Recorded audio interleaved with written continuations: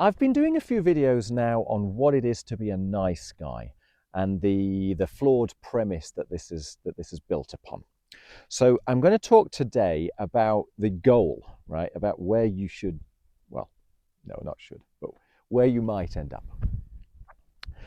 And I end up having to talk about my own personal perspective on that, I guess.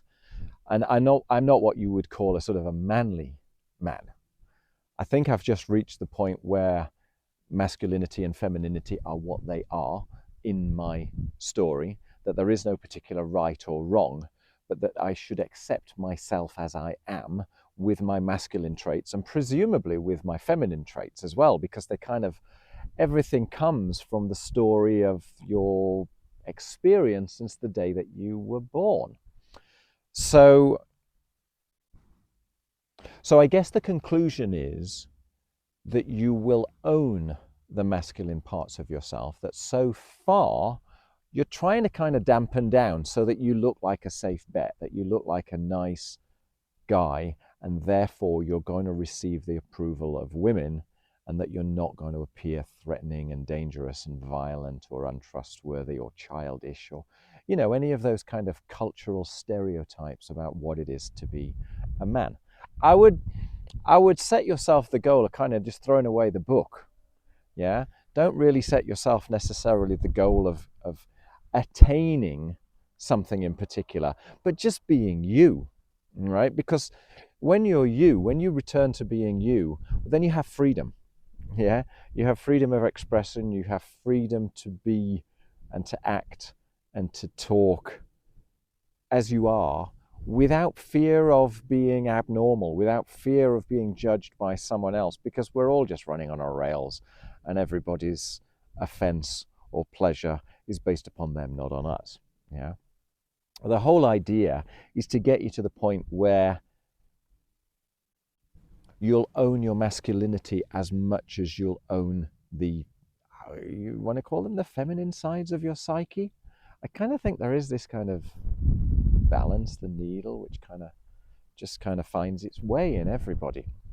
But I think most nice guys, they are identifying with the feminine elements of society, of culture, of themselves, of people, of mankind as being acceptable, and the masculine elements as being dangerous or untrustworthy or shifty. And so they kind of dampen those sides inside of them.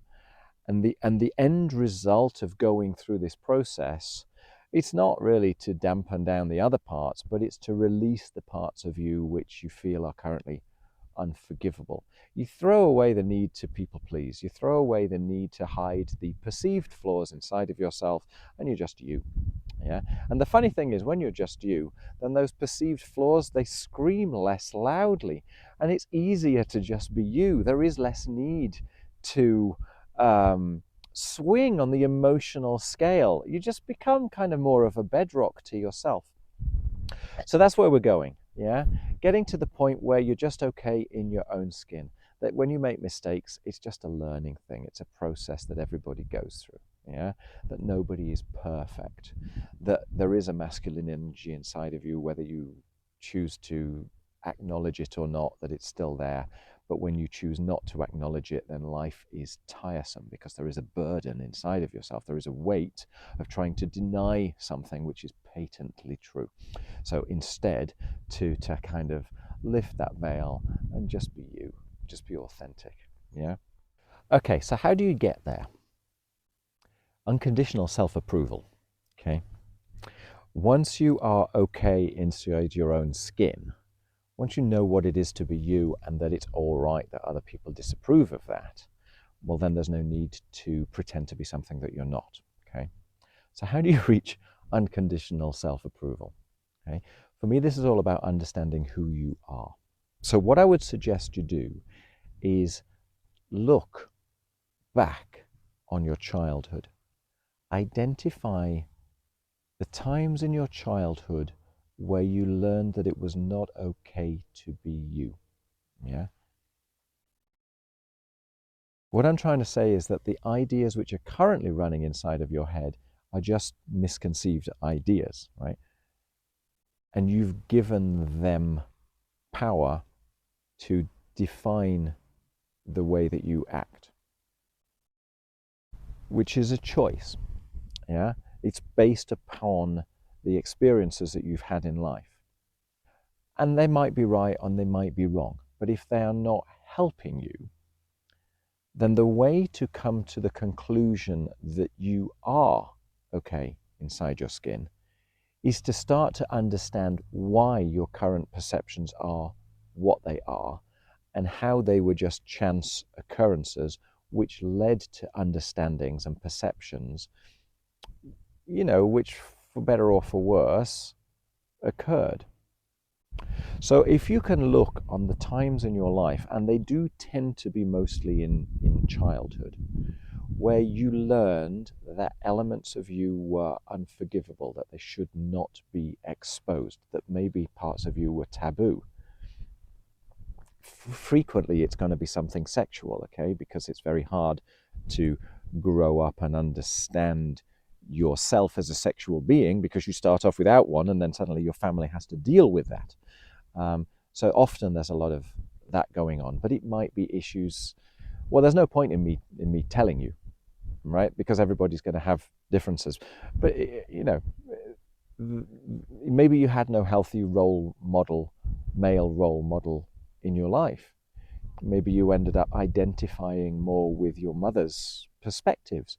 Maybe there were messages coming down to you from the people around you about what it is to be good and bad, what it is to be a man, what it is to be a woman, and the way that you related to that. So all I'm saying is question the stories that were created in your mind when you were a kid, because the likelihood is that they're still running in the back of your mind and defining these shame-based responses. So if you can get to that point,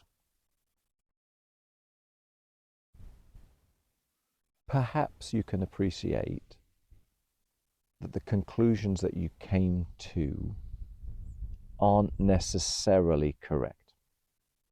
They could be correct, yeah? I'm not saying they're wrong, but they might be wrong. There are many, many times in people's lives where we are really wrong, yeah? So consider the possibility that the conclusions that you've come to, that you are now living your life in accordance with, well, they were the result of certain experiences in an environment when you were young, when you had no choice but to comply with other people's thoughts and ideas and their own taboos, their own sense of what was forgivable and unforgivable, right and wrong, safe and unsafe.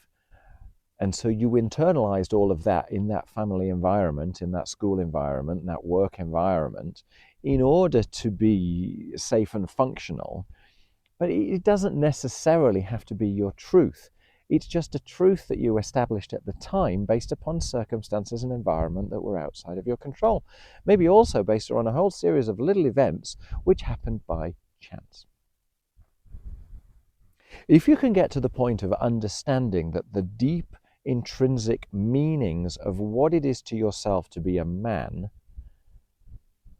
may not be yours, that they were extreme conclusions led to by chance occurrences, or that they were influenced by stories in the media, by books you've read, by the opinions of people that were close to you, by family circumstances or systemic circumstances over which you had no power,